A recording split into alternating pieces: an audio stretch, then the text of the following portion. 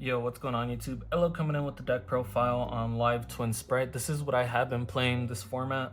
I know last time you saw me, I was still on Punk. The deck's still fun, super consistent, but I shifted a little bit away from it just so I could play a little more competitively. And this is the best deck that I found to fit my playstyle. There is a runic variant out there. I did try it for a bit. Like I said, it's just not my playstyle. I hate controlling 1-for-1 and then not being able to kill or struggling to kill, just because you do skip a battle phase. But nonetheless, let's go ahead and get straight into this deck profile. I'll explain everything to you as I go. For the twins, I'm playing triple Leela, triple Kiss a Kill, 1 Frost, and then 1 Sunny Snitch. I love these ratios just because I like maxing out on normal summons to the point where you don't necessarily have to play more cards to be able to search these. You do play the 1 Sunny Snitch just for consistency's sake, because you're not going to see it every hand, but upping it up to 7 normal summons, because this will get you to your twins as well, helps out a lot. Especially under droll, you just want to see these guys, because it always hurts when you go Sunny Snitch and then get drolled once you add a live twin and you still have a blue or jet in hand. For the sprites, I am playing triple blue, triple jet, just maxing out on those guys, then 1 carrot, 1 red. You could play more of these if you want. I think it's fine at 1-1 because they're always going to find a way to get to them, whether it's just searching a starter off jet to be able to summon it next turn and play around the Dark Ruler, or blue just being able to search it out, as well as Gigantic. For the Spright spells, I'm only playing double starter, 1 smasher. You can't play double cross. I was playing double cross in main for the longest. I just found it a little more consistent to take it out and possibly side it. I'm not siding it at the moment, but smashers is the majority of the removal you need and the strongest spell regardless for Spright. And that's it for the Spright package. Hand traps, we're playing a couple. We're playing triple Ash, triple Infinite Impermanence, 2 Droll, 2 Bell. Droll's only good against certain matchups, but if you do use it, it does slow down a turn and hinders a lot of decks that would rather set up a huge board. Ash, Impermanence, pretty self-explanatory, just good generic hand traps. And Bell, because you could use it either defensively or offensively, especially with Bestial still being a bit popular and Dragon Link being more popular as well. I've had to use it defensively, and against Branded, this card's insane as well, making sure you don't get gimmick puppeted or shut down that Branded in red, because some of them set up that Nadir package as well. Well, I guess do the Nadir and set up the red on the end phase, but that's all the hand traps are playing in this deck. You don't really need a lot, just because you're going first is insanely strong. For spells, I'm playing triple Book of Moon. This card has been insane. Against Cash, you just book the Rise Heart and then you're able to play freely, unless they de-shifter you, but there's another option for that. Double Desires, that card's mad strong as well. Just being able to set up your full board and then desiring at the end, or sometimes even using it off the rip to try and bait an Ash, doesn't hurt as well. And then we're playing 2 Tactics, which helps out. A lot of decks are on hand traps right now, and being able to rip a card or look at their hand or draw 2 even, just because these were prosperities, but I like the idea of being able to draw 2 when you have the option. 1 Called By, just because it's super strong, helps you not get puppeted. Generic for Dragon Link, it's really strong against as well. And then 1 Duster in main.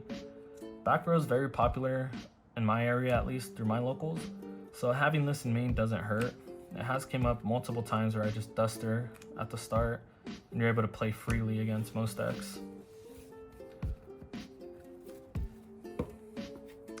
And lastly, in main we got triple Evenly Matched. This I have been a big fan of. I started trying it just to see what I can do with the Evenly in main, and it has put in so much work. I would definitely recommend playing this in main, especially as Spright, just because Zeus isn't necessarily the strongest line to go into anymore.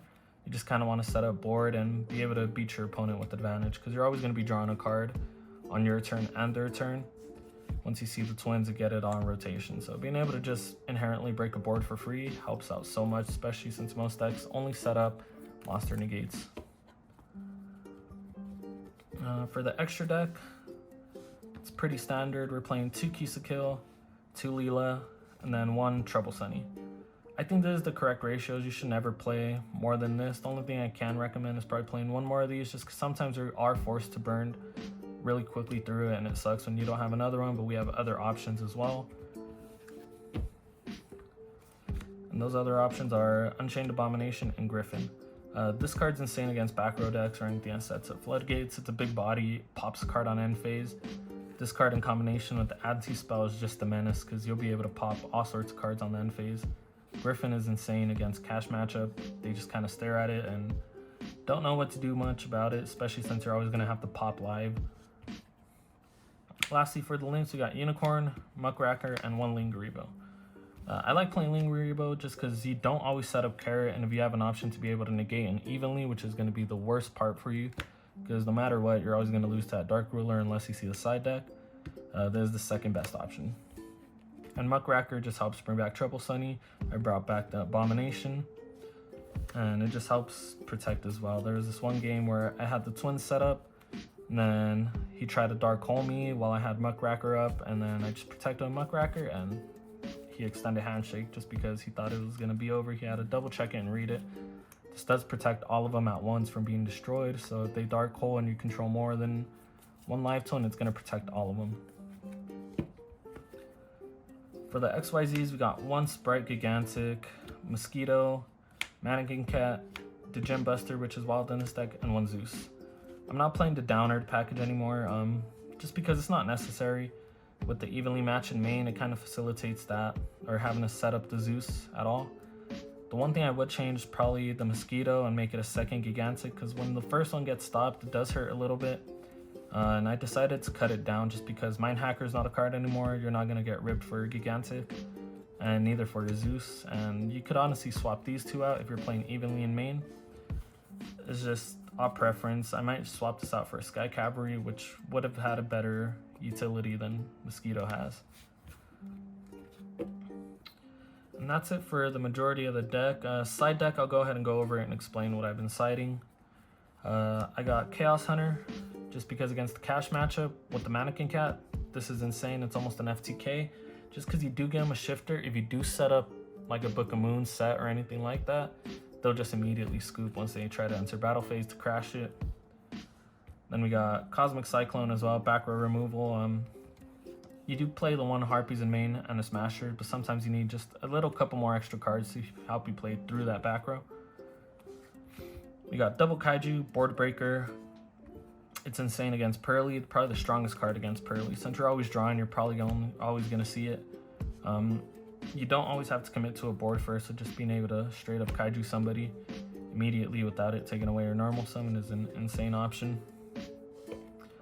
And then Dark Ruler no more. This, I've been a little iffy about. It's amazing against combo decks where you just need a Dark Ruler the whole board. But I might swap these out for Droplets, which have a little bit more synergy, well, amazing synergy with the Twins as well. But the only reason is just because Cash is still in the format. You kind of have to play this to either shut off the Rise Heart and then break the board, or be able to play against combo heavy decks like Manadamium or Infernoble. Lastly, for your going first options, you got Anti-Spell and then D-Barrier. D-Barrier's been insane this format again. This card's just been insane these past couple formats. It's so good. You just cost Synchro, Fusion, Rituals, XYZ, whatever you need to. It hinders a lot of boards from being built and stops the majority of your opponent from being able to get to those utility extra deck monsters that'll break the board as well. But nonetheless, this is the deck profile. This is what I've been playing recently. It's been a fun deck. I'm getting ready for next format. I'm probably going to be on Infernoble. That deck's almost done. I'll go ahead and give you guys a build as well for that, and I'll tell you how I do at my locals, at any big tournaments or events going on here recently. But yeah, that's about it for the profile. Thank you for watching. Remember to like and subscribe, and I appreciate you guys. Thank you.